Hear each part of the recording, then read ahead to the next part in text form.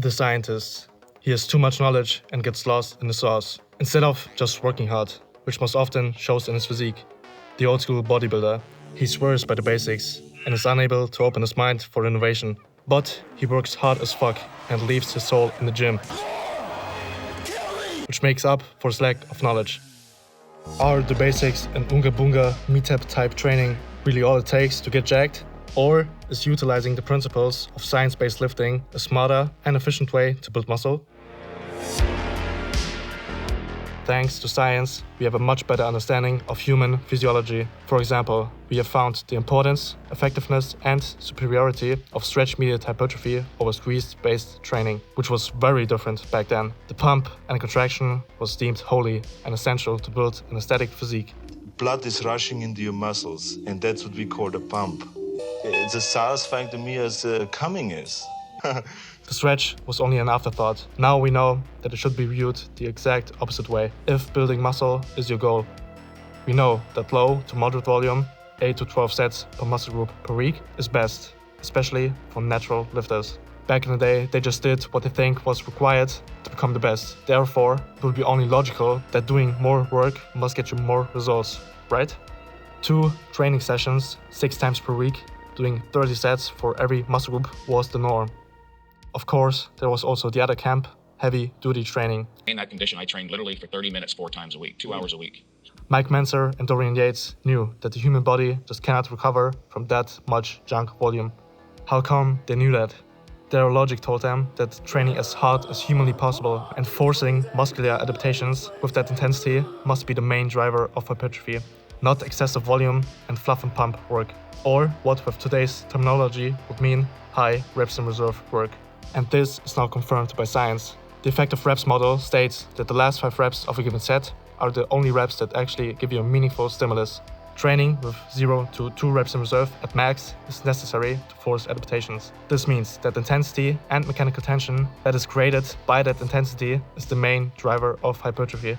Thanks to science and biomechanics, smart use of creative and effective exercise variations have been born. For example, due to science, we know that there are 3 different divisions of the lats: the lumbar division, middle lat, the iliac division, lower lat, and the thoracic division, upper lat. And we know how to hit and bias each and every part of the lats efficiently with unique exercises. Compared to back then, it was literally just the lats and basic exercises. At least they had some decent lats. Does this really matter if you are gifted with good lats genetics? No. If you have invisible fucking lats and all you've been doing is weighted pull-ups for the past 5 years, then maybe it's time to use some biomechanics to your advantage and do some uncool iliac pull-downs. You know that the iliac pull-down isn't just reserved to the swaggy cable version, right? This pull-down Dorian Yates is performing here is also considered an iliac pull-down due to it being the same type of diagonal pull in the sagittal plane. And guess what? Dorian Yates has the biggest back in history. All of a sudden, it isn't so nerdy and uncool anymore, huh? You cannot do the same basic shit and expect different results. You need some basic understanding of biomechanics and use modified variations of basic exercises to hit specific muscle groups you want to bring up. The old school basics are effective, but sometimes they just aren't enough. Of course, these were just different examples of how science-based lifting brings out creativity, new and smarter ways of executing exercises out of folks. But there are millions of other examples that apply the same principles of creativity and innovation when using biomechanics to advantage. The old school guys focused on the basics. Heavy duty and simple compound focused training was emphasized. Just train as fucking hard as possible, eat big to get big, prioritize sleep and recovery, and that's most of the time all you really need. The scientist, on the other hand, gets lost in the sauce. He changes his whole program and lifting philosophy every time a new study on what is more optimal comes out. It's good to stay open-minded, but you gotta be skeptical sometimes and not trust everything you see, hear, or read. The science-based lifter switches exercises too fucking often, trying to find the perfect one, instead of realizing that every exercise has its place in a program, given the specific context. For example, a length and biased exercise when looking in isolation is superior, but putting a short and biased exercise maybe at the start of the workout, where your muscle's ability to fully contract is not severely hindered, may be just as effective. You shouldn't look at scientific studies as the gospel.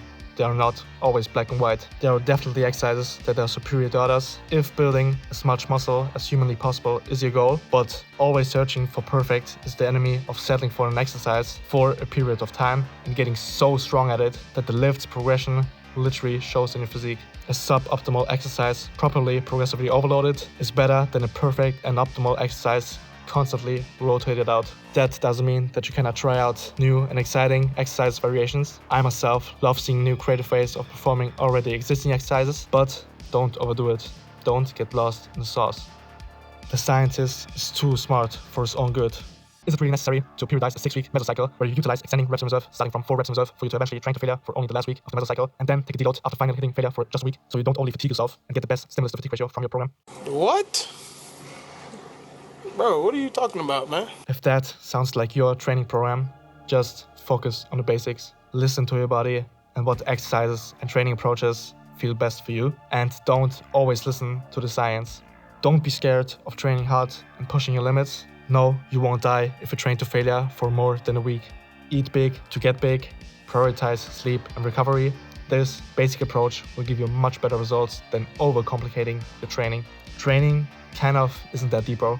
The most important factor for your success is your psychology. Old school bodybuilders have the mindset of a crazy person, a burning passion for the sport. Every rep, you wanted to hear that sound again, and you wanted to complete that rep with as much force as you possibly could. It would break fucking steel, man. That feeling like you had to fucking do it! A burning desire to become the best. Imagine walking out the door a loser. I'd rather die. I would rather die than be that loser guy. Did you ever see Tom Platz's workouts? That's what I call fucking drive and dedication. The scientist, on the other hand, he's not him. He's too scared to work hard because he'll be overtraining if he doesn't leave 3 to 5 reps in reserve. He has the mindset of a golden retriever. He's kind and cute, but he just hasn't got that dog in him. Passion, doing what you love, that is not important. Optimization and perfect is better, they think. In reality, it's the enemy of that fire to become the best. You fucking promised yourself you'd be the best fucking person you can be. That is what makes you train. That is what makes muscles grow. Nobody fucking knows the secret. That is it.